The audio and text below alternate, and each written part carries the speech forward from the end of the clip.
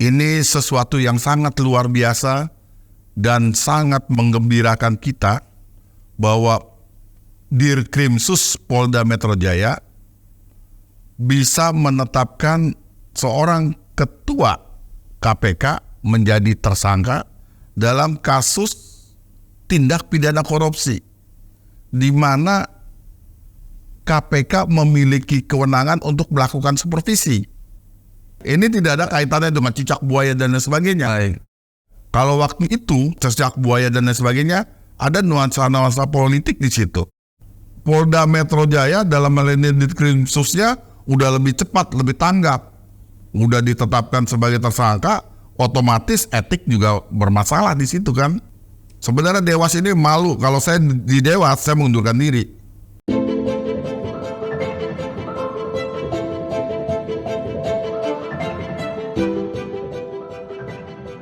Assalamualaikum warahmatullahi wabarakatuh. Dengan saya Dini Hamdani dalam program Serambi Adi Warman. Serambi Adi Warman merupakan program edukasi hukum yang akan membahas tentang permasalahan keadilan yang hangat terjadi di kalangan masyarakat.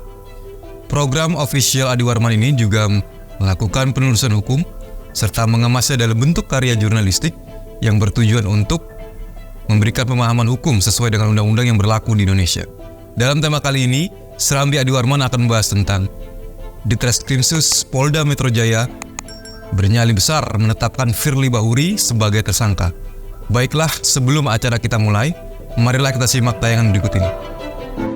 Ditemukannya bukti yang cukup untuk menetapkan saudara FB selaku Ketua KPK RI sebagai tersangka dalam perkara dugaan tindak pidana korupsi berupa pemerasan atau penerimaan gratifikasi atau penerimaan hadiah atau janji oleh pegawai negeri atau penyelenggara negara yang berhubungan dengan jabatannya terkait penanganan permasalahan hukum di Kementerian Pertanian Republik Indonesia pada kurun waktu tahun 2020 sampai dengan tahun 2023. Saudara, polisi menetapkan Ketua Komisi Pemberantasan Korupsi Firly Bahuri sebagai tersangka dalam kasus dugaan pemerasan terhadap ex-Mentan Syahrul Yassin Limpo.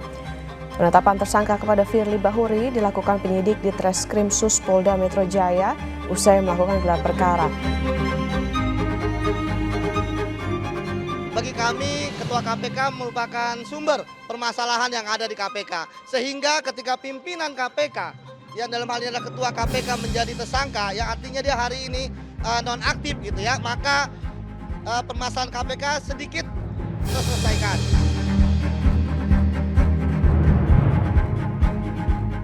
Saya sudah tahu Firly Bahuri ini ketika menjadi deputi penindakan pun banyak masalah. Dan kemudian arogansinya luar biasa. Saya melihat bahwa Firly Bahuri ini dominan. Jadi banyak keputusan-keputusan penting yang dia ambil sendiri. Dan pimpinan lain terkesan tidak berani gitu ya. Dan saya yakin sampai sekarang seperti itu. Jadi melihat kejadian ini, saya melihat memang arogansinya kemudian kita bisa melihat dengan nyata di kasus ini. Dan yang paling penting itu motifnya apa. Dengan drama-drama yang sudah dilakukan oleh beliau ya, saya pikir ketika sudah menjadi tersangka, saya pikir sudah selesai lah drama-drama tersebut dan yang bersangkutan mengundurkan diri. Kan tidak terbayang dalam pikiran kita bahwa Ketua KPK itu menjadi tersangka dalam kasus dugaan tindak pidana korupsi.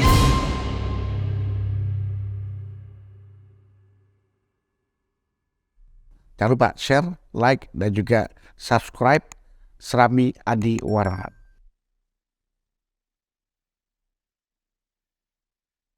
Assalamualaikum Pak Adi. Waalaikumsalam warahmatullahi wabarakatuh. Bagaimana kabarnya Pak? Alhamdulillah baik. Bang Denny gimana kabarnya? Alhamdulillah baik Pak. Semangat terus ya. Semangat Pak Adi. Pak Adi, ini kan lagi ramai nih Pak terkait dengan Firly Bahuri ditetapkan sebagai tersangka. Nah, dengan tayangan tadi yang sudah kita saksikan, bagaimana tanggapan Pak Adi? Yang pertama tentunya saya selaku Ketua Umum Gerakan Nasional Pemberantasan Korupsi menyampaikan apresiasi dan penghargaan kepada Direktorat Kriminal Khusus Polda Metro Jaya yang dipimpin oleh direkturnya Kombes Ade Simanjuntak. Baik. Ya, ini sesuatu yang sangat luar biasa dan sangat menggembirakan kita bahwa Dirkrimsus Polda Metro Jaya bisa menetapkan seorang ketua KPK menjadi tersangka dalam kasus tindak pidana korupsi, di mana KPK memiliki kewenangan untuk melakukan supervisi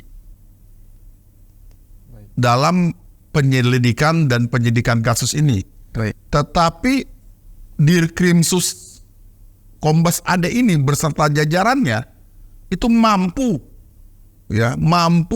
mengelakkan diri dari intervensi apapun, dari supervisi apapun, hanya berdasarkan fakta, bukti, saksi. Ini luar biasa. Saya jujur aja berharap ke depan orang-orang seperti Kombes Ade dan jajarannya ini itu lebih banyak di kepolisian. Baik. Dan saya yakin juga dan apresiasi tentunya kepada Kapolda, bahkan kepada Kabar Reskrim, Wakabar Reskrim, sampai dengan Kapolri. Ini seorang kombes tidak mungkin berani sendiri tanpa ada dukungan dari senior-seniornya. Apalagi Ya. yang dilawan ketua KPK gitu. Iya, yang mana notabene bintang 3 Baik. dari Polri juga. Dari gitu. Polri juga.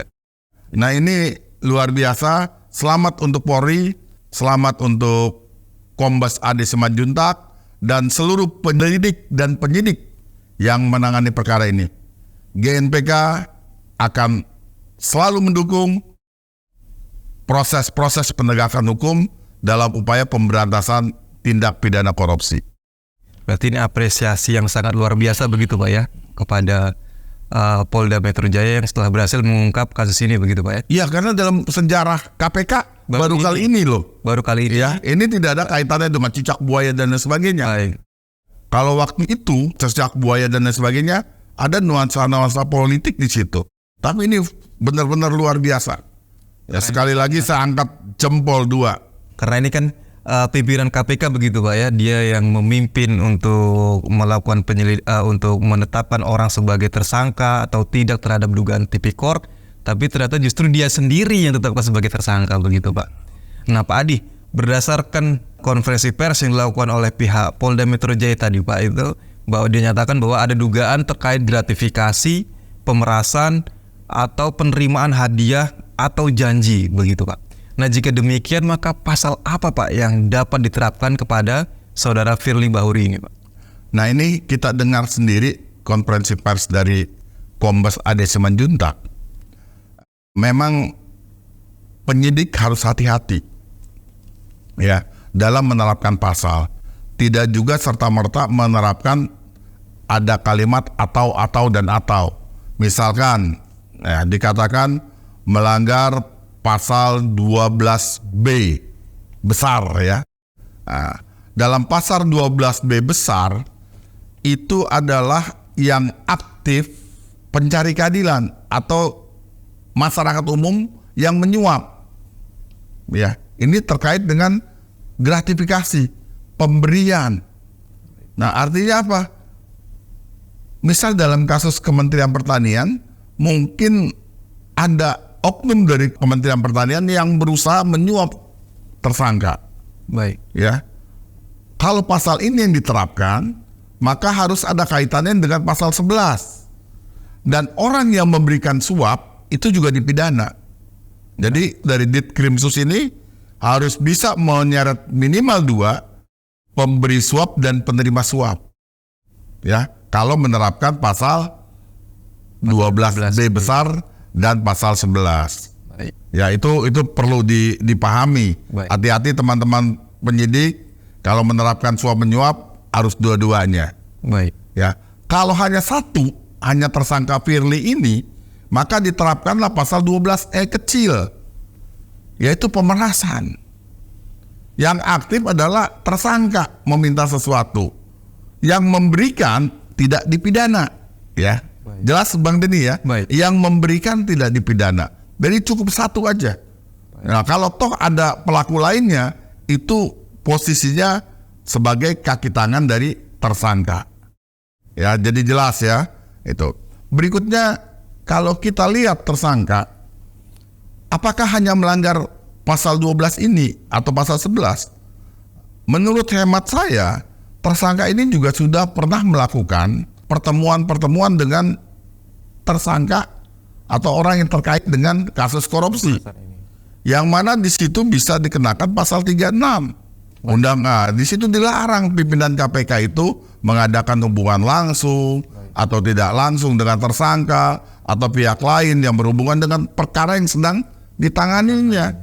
Ya, ditangani oleh komisi. Nah, ini kita lihat tersangka ini pernah bertemu beberapa waktu yang lalu dengan tersangka gubernur Papua.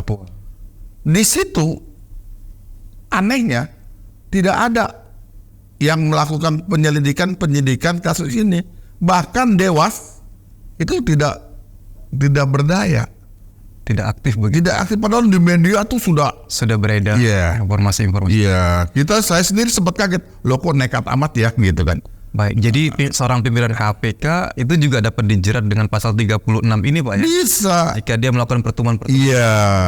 terhadap kaitannya dengan perkara yang ditangani begitu. Nggak boleh itu kan. Dan itu ada ancaman pidananya Pak? Ada ancaman hukuman pidananya, ya 5 tahun. 5 tahun? Iya, kan nggak main-main. Baik. Nah ini adalah, tapi ini tidak dilakukan oleh penyidik sebelumnya.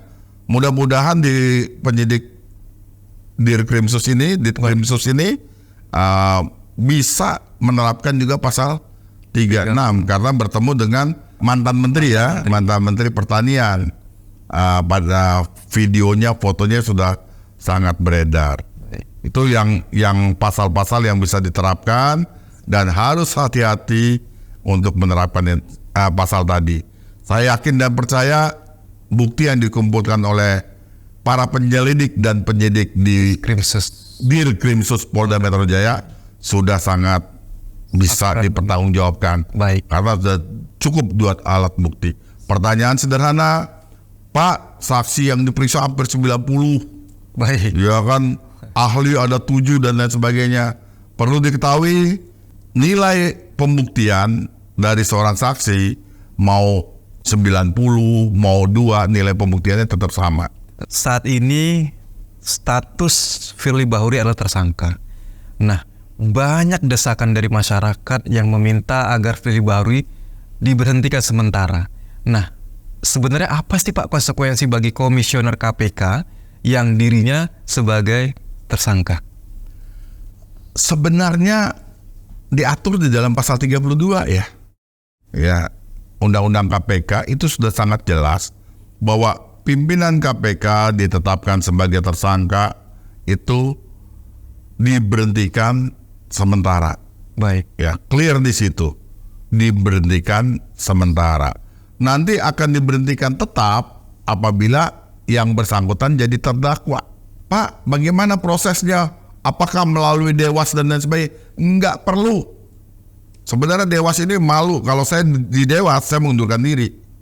Baik. Ya, karena apa? Ternyata Polda Metro Jaya dalam hal ini Dirkrimsusnya udah lebih cepat, lebih tanggap. Udah ditetapkan sebagai tersangka, otomatis etik juga bermasalah di situ kan. Baik. Nah, ini tidak melalui Dewas. Yang benar ini adalah proses administrasi sebagaimana diterangkan dalam ayat 4-nya di pasal 32 itu. Pemberhentian sebagaimana dimaksud dalam dikatakan ayat 1 itu ditetapkan dengan keputusan presiden. Ya, ayat 1 dan ayat 2 itu Baik. ditetapkan oleh keputusan presiden. Artinya apa? Kesekjenan Baik. Komisi Pemberantasan Tindak Pidana Korupsi segera bersurat ke Seknek untuk diproses. Atau Seknek proaktif juga untuk melihat ada pemberitahuan ditetapkan tersangka, bisa langsung diproses. Kalau bicara tentang administrasinya, Baik. sebaiknya Kesekjenan KPK yang bersurat kepada Seknek untuk proses pemberhentian ini. Hari ini saya yakin Presiden tanda tangan surat keputusan pemberhentian sementara dari Firly. Baik. Jadi nggak perlu lagi mengundurkan diri, nggak perlu didesak lagi, ya diberhentikan. Ya sementara. Nanti pada saat terdakwa diberhentikan tetap. Baik. Ya. Jadi kalau saya melihat beberapa tayangan video Baik. di beberapa televisi swasta, itu ada wakil ketua yang seakan-akan mengatakan ini masih tetap jadi pimpinan karena belum ada Kepresnya, Baik. terus masih melaksanakan tugas dan lain sebagainya. Kepada yang bersangkutan saya minta introspeksi diri, karena Anda patut diduga melakukan pelanggaran etik. Baik. Dan Dewas harus memeriksa wakil ketua yang seperti ini, karena ini kontraproduktif terhadap upaya pemberantasan tindak pidana korupsi. Saya sedih ya melihat ada wakil ketua yang bicara seperti itu, tidak paham hati nurani rakyat, tidak paham jeritan rakyat, tidak paham bahwa negara ini miskin karena dikorupsi oleh para koruptor. Tidak paham bahwa bangkrutnya sebuah negara itu bukan karena mensubsidi rakyat, Baik. tetapi karena dikorupsi oleh para oknum. Ya, ini luar biasa. Tapi apa yang bisa kita harapkan dari Dewas? Saya prihatin dengan keberadaan Dewas kita nih. Seperti tidak ada atau bagaimana? Ya nggak ngerti saya, nggak punya nyali berhadapan dengan pimpinan KPK. Itu faktanya loh. Karena beberapa kali kan Firly kasus helikopter. Baik. Nggak bisa, terus macam-macam lah. Baik. Jadi sebenarnya Dewas itu Pak Adi, walaupun tidak ada case terkait dugaan pidana, tetapi dengan bertemunya komisioner dengan beberapa pihak, itu seharusnya Dewas sudah langsung bergerak. Iya, beberapa pihak yang terkait dengan Perkara tindak pidana korupsi yang sedang ditanganinya. Ya. Tadi menyinggung dengan pernyataannya Wakil Ketua KPK. Dalam konferensi pers, Wakil Ketua KPK tersebut juga menyatakan bahwa ini adalah kita harus menjunjung tinggi asas praduga tak bersalah. Nah, dari Pak Adi sebagai pakar hukum menilai bagaimana Pak atas pernyataan tersebut? Saya koreksi, Wakil Ketua yang ngomong seperti itu nggak punya hati sepertinya, atau perlu dipertanyakan. Nah, Anak kecil juga tahu ada ajas praduga tak bersalah. Baik. Ya, berarti apa yang sedang ditangani oleh KPK, ajas praduga tidak bersalah terhadap para tersangka yang sedang ditanganinya, harus diperlakukan seperti itu dong, diberikan kemudahan dan lain sebagainya. Ini mencerminkan bahwa ada apa dengan pimpinan KPK. Maka tidak aneh apabila tahanan di KPK itu dulu kita dengar kasusnya, kita belum tahu nih sampai di mana lagi, rame-rame terkait suap menyuap di tubuh tahanan lembaga pemasyarakatan cabang KPK. Baik. Ya pantas saja wakil ketua seperti ini. Bahkan beliau sampai menyatakan bahwa kami tidak malu ketua KPK menjadi tersangka. Nah, banyak masyarakat yang menyatakan bahwa kok ketua KPK seperti membela atau menjadi pengacaranya si Firly Bahuri. Ini bagaimana tanggapan Pak Adi? Kalau tidak malu sebaiknya mengundurkan diri. Ya. Baik. Ya, ini KPK Dewas periksa lah. Baik. Wakil ketua yang ngomong kayak begitu. Baik. Ya. Saya gregetan banget gitu loh. Baik. Ya. Jadi sama seperti masyarakat luas begitu Pak? Iya. Sangat Gregetan, gemes benar. Kok sampai hati ngomong begitu gitu. Ya. baik. Terima kasih. Kepercayaan masyarakat kepada KPK sudah sampai titik nadir. Ya. Terhadap kasus-kasus KPK yang sedang ditangani sampai di pengadilan. Saya juga ingatkan kepada hakim yang menangani perkara KPK, jangan takut untuk membebaskan tersangka terdakwa kasus korupsi kalau tidak ada buktinya. Kalau hanya karangan oknum dari penyelidik dan penyidik serta penuntut umum yang ada di KPK, bebasin aja. Kalau memang ada unsur pidana yang terpenuhi, hukum seberat-beratnya. Jangan takut gitu loh. Jangan vonisnya cuma sekedar memenuhi kewajiban gitu. Baik, seperti membatalkan syarat begitu. Iya gitu. Baik, jadi kalau emang tidak bersalah ya bebaskan begitu. Karena saya tahu begini dalam praktek sehari-hari, kok hakim nggak berani bebasin, takut diperiksa Bawas karena ini perkara KPK. Terus tanya lagi, kok nggak dibebasin, takut diperiksa Bawas karena ini perkara korupsi. Walaupun JPW dari Kejaksaan Agung gitu atau dari Kejaksaan. Nah ini jangan takut. Yang mulia itu, yang mulia hakim di seluruh Indonesia. Kalau memang unsurnya tidak terpenuhi, bebaskan. Ya. Kalau memang terpenuhi, hukum seberat-beratnya. Lalu Pak Adi, jika demikian, maka apa sih upaya yang harus dilakukan oleh pemerintah agar hal-hal seperti ini tidak terjadi lagi, Pak Adi?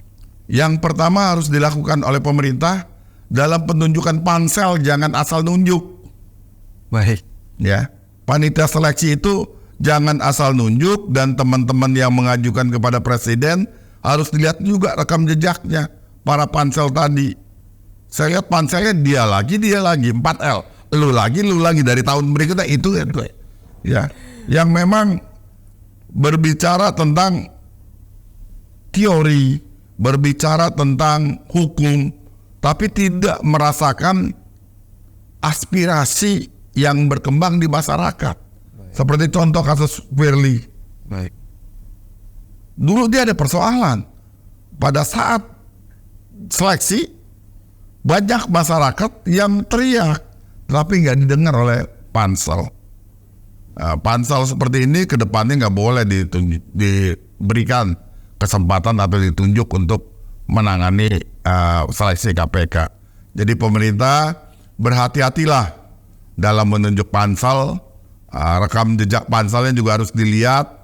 Nggak perlu orang-orang yang populer, tetapi perlu orang-orang yang memiliki integritas pribadi yang baik. Jangan karena dia populer, mantan pimpinan KPK atau guru besar bidang hukum langsung ditaruh di situ.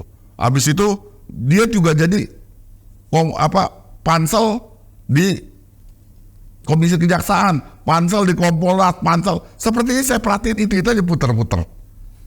Jadi permasalahan juga muncul itu aja terus begitu, Pak. Ya, jadi ini ke depan pansel harus juga orang-orang yang benar-benar integritas. Baik. Ya, itu yang pertama. Yang kedua, dalam proses seleksi KPK, jangan menerima orang-orang yang mencari kerja. Artinya apa?